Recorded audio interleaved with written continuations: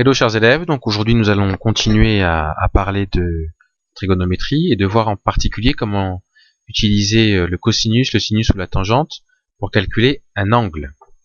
Alors, un peu exemple similaire à celui qu'on avait vu en premier. On a ici ABC un triangle rectangle en B. On veut calculer l'angle BAC, donc on sait qu'il faut utiliser le cosinus, le sinus ou la tangente, mais on ne sait pas lequel. Alors comment on fait? On se pose la question au niveau de l'angle.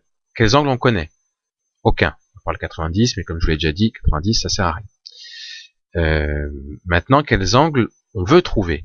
Eh bien là on le voit bien, on nous demande de calculer BAC, donc on va écrire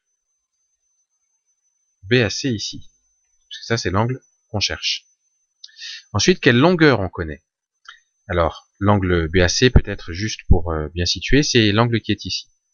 Alors la longueur BC, par rapport à l'angle BAC, ça correspond à quoi? Côté adjacent, côté opposé ou hypoténuse? Si vous regardez bien, elle est à l'opposé, on peut dire, de l'angle, elle est en face de l'angle, donc c'est le côté opposé ici.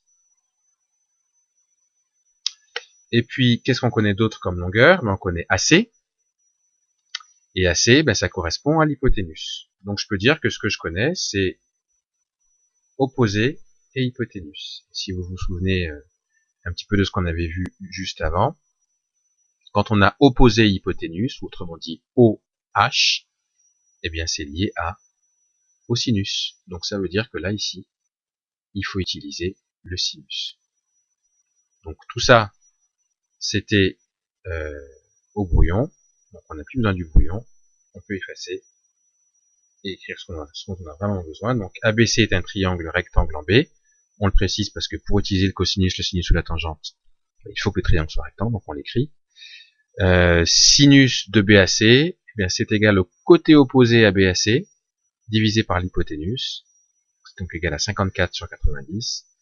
Et pour trouver l'angle BAC, comme tout à l'heure, comme lors de la première vidéo, vous faites seconde, sinus cette fois-ci, et entre parenthèses, vous marquez 54 divisé par 90.